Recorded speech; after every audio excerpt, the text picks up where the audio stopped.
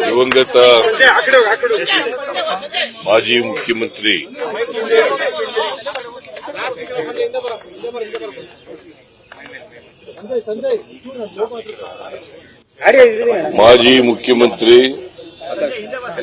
ದಿವಂಗತ ಡಿ ದೇವರಾಜ ಅರಸರವರ ಪುಣ್ಯತಿಥಿ. ಇಡೀ ರಾಜ್ಯಾದ್ಯಂತ ಅವರ ಪುಣ್ಯತಿಥಿಯನ್ನ ಅವರನ್ನು ಸ್ಮರಿಸಿಕೊಳ್ಳೋದ್ರ ಮೂಲಕ ಆಚರಣೆ ಮಾಡ್ತಾರೆ. ದೇವರಾಜ ಅರಸರವರು ಒಬ್ಬ ಜಾತ್ಯತೀತ ವ್ಯಕ್ತಿ, ಸಾಮಾಜಿಕ ನ್ಯಾಯದ ಹರಿಕಾರ. ಅವರು ಮುಖ್ಯಮಂತ್ರಿಯಾಗಿದ್ದಾಗ ಅನೇಕ ಜನಪರ ಯೋಜನೆಗಳನ್ನು ಜಾರಿಗೆ ತಗೊಬಂದರು. ಸಮಾಜದಲ್ಲಿರ್ತಕ್ಕಂಥ ತಳವರ್ಗದ ಜನರನ್ನ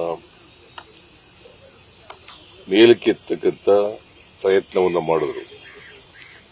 ಆರ್ಥಿಕವಾಗಿ, ಸಾಮಾಜಿಕವಾಗಿ, ರಾಜಕೀಯವಾಗಿ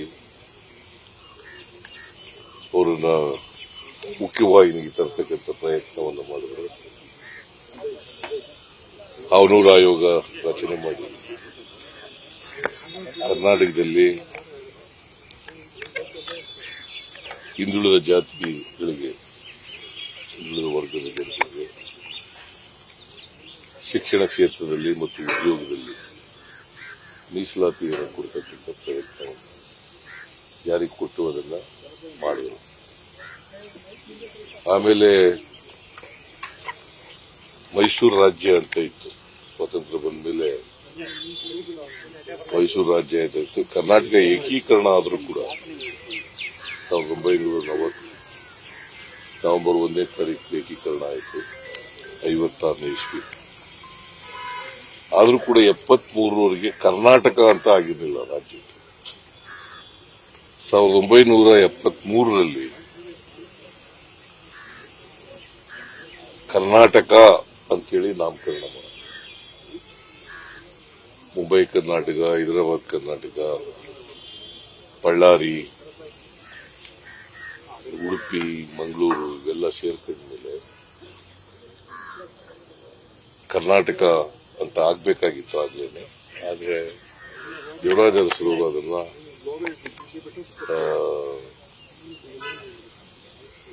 ನಾಮಕರಣ ಮಾಡಿ ಕರ್ನಾಟಕ ಅಂತ ಕರ್ನಾಟಕ ರಾಜ್ಯಕ್ಕೆ ಕರೆದರು.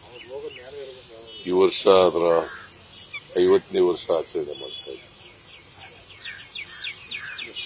ಇಡೀ ದೇಶದ ರಾಜ್ಯಾದ್ಯಂತ ಕಾರ್ಯಕ್ರಮ ಮಾಡಿ ಅದನ್ನ ಆಚರಣೆ ಮಾಡ್ತಾ ಇದ್ದೀವಿ. ಸೊ ದೇವರಾಜ ಅರಸರವರು ಬಡವರ ಪರವಾಗಿದ್ದಂತ, ಶೋಷಿತರ ಪರವಾಗಿದ್ದಂತ, ಆಮೇಲೆ ಸಾಮಾಜಿಕ ನ್ಯಾಯದ ಪರವಾಗಿದ್ದಂತ ವ್ಯಕ್ತಿ. ಅದಕ್ಕೆ ಅವರನ್ನು ನಾವು ಸಾಮಾಜಿಕ ನ್ಯಾಯದ ಹರಿಕಾರ ಅಂತ ಕರಿತೀವಿ. ಮತ್ತು ದೇವರಾಜ ಅರಸರವರ ಕಾಲದಲ್ಲಿ ಲ್ಯಾಂಡ್ ರಿಫಾರ್ಮ್ಸ್ ಆಕ್ಟ್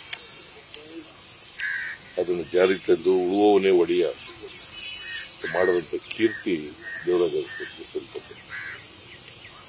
ಸೊ ಅಂತ ವ್ಯಕ್ತಿ ಕರ್ನಾಟಕದಲ್ಲಿ ಮುಖ್ಯಮಂತ್ರಿಯಾಗಿ 8 ವರ್ಷಗಳ ಕಾಲ ಒಂದು ಸಾಮಾಜಿಕ ನ್ಯಾಯದ ದೊಡ್ಡ ಅಡಿಪಾಯವನ್ನು ಹಾಕಿದ್ರು.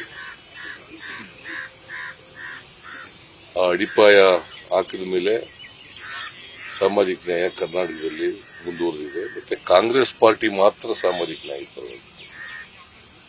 ದೇವರಾಜ ಅರಸರವರು ಕಾಂಗ್ರೆಸ್ನ ಮುಖ್ಯಮಂತ್ರಿಯಾಗಿದ್ದರು. ಸಾಮಾಜಿಕ ನ್ಯಾಯದಲ್ಲಿ ಬೇರೆ ಪಕ್ಷದವರಿಗೆ ಅವರಿಗೆ ಬದ್ಧತೆಯೂ ಇಲ್ಲ. ಅವರಿಗೆ ಸಾಮಾಜಿಕ ನ್ಯಾಯದ ಬಗ್ಗೆ ಜನರಿಗೆ ಕೊಡಬೇಕು ಅನ್ನೋದು ಕೂಡ ಅವರಿಗೆ ಅದಕ್ಕೆ ವಿರುದ್ಧವಾಗಿರ್ತಕ್ಕಂಥವ್ರು. ಅದರಿಂದ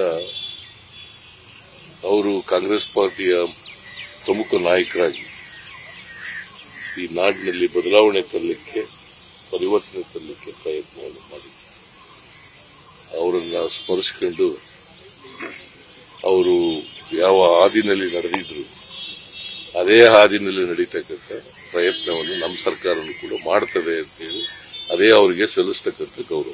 ಸಚಿವ ನಾಗೇಂದ್ರ ಅವರು ರಾಜೀನಾಮೆ ಕೊಡಬೇಕು ಅಂತ ಹೇಳಿ ರಾಜಭವನ ಚಲನ್ ಮಾಡ್ತಾ ಇದ್ದಾರೆ ಸರ್ ಬಿಜೆಪಿ ಇಲ್ಲಿಂದನೇ ಈಗ ಕಾಲ್ನಡಿಗೆ ಹೋಗ್ತಾರೆ ರಾಜಭವನ ಬಿಜೆಪಿ ಅವರು ಯಾರು ರಾಜೀನಾಮೆ ನಾಗೇಂದ್ರ ಅವರು ಈಗ ನಾವು ನೋಡೋಣ. ಇದು ಪೊಲೀಸ್ನವರು ನಿನ್ನೆ ಕರೆಸಿ ಮಾತಾಡಿದ್ರಿ ಸರ್ ಮಾತಾಡಿದ್ದೀನಿ.